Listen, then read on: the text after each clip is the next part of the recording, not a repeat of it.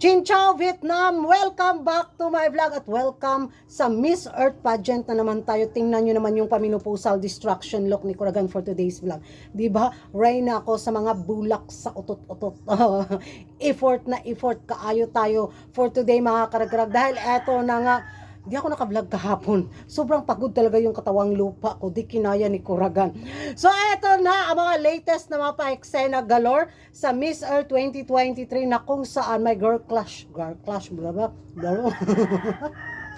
Girl crush ako mga karag-karag. Itong pambato ng Netherlands. Gwapa jud kaayo siya ay. As in good ang beauty ng pambato ng Netherlands bitaw. Kung ibibigay man ng Miss Earth Organization ang corona sa mga Europe, sa taga-Europe sa taon na to, gusto ko talaga si Netherlands. Iba yung karisma niya.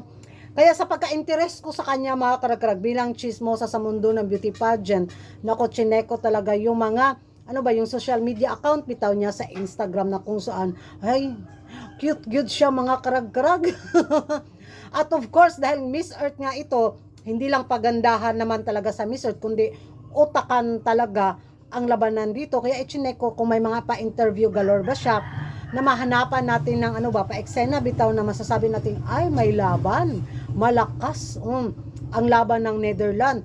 Hanap ko kanina mga karag-karag bilang chismosa. Gusto ko talagang halongkatin kung anong laban meron itong pambato ng Netherlands bitaw sa Miss Earth.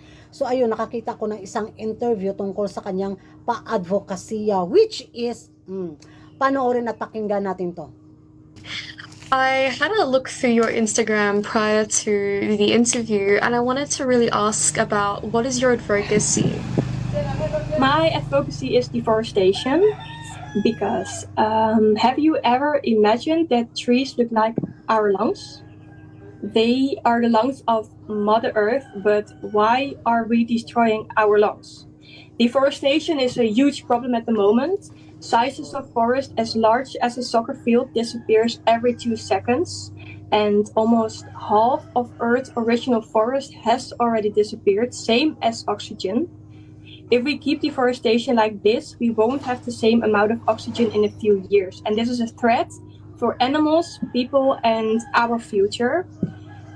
With small efforts, you can reduce deforestation. Everyone can.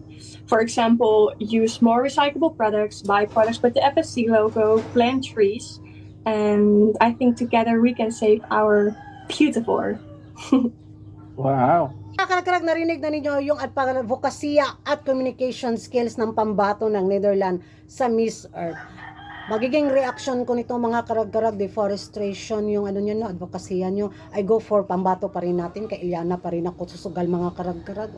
Kung pagdating sa beauty, well, mas ma-beauty talaga ang pambato ng Netherlands. Pero pagdating talaga sa utakan at pagdating talaga sa advokasya, isusugal ko talaga tong laban na to kay Iliana.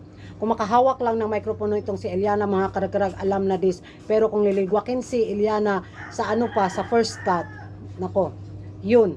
Kasi ng advokasya ng ating pambato, di ba? Mag-macro-micro effect talaga yung utak nito ni Iliana sa darating na final sa Miss Earth 2023. Kung beauty, I go for Netherlands. Pero sa utakan, go Philippines tayo. Laban Pilipinas pa rin tayo, oy.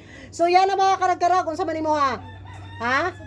Sigarilyo. Yan ang mga karag-karag, yung masasabi nyo sa communication skills at advokasya ng pambato ng Netherlands. Sa tingin nyo mga karag-karag, malakas ka siya, kaya siyang maging kalaban ng ating pambato na si Iliana sa Miss Earth 2023. Karag, magingay tayo sa comment section at kung hindi ka pa nakapag-subscribe sa YouTube channel ko, don't forget to like and subscribe. Kuragan Karag, ang babae lagi ng karag-karag, and see you in my next vlog. Bye-bye!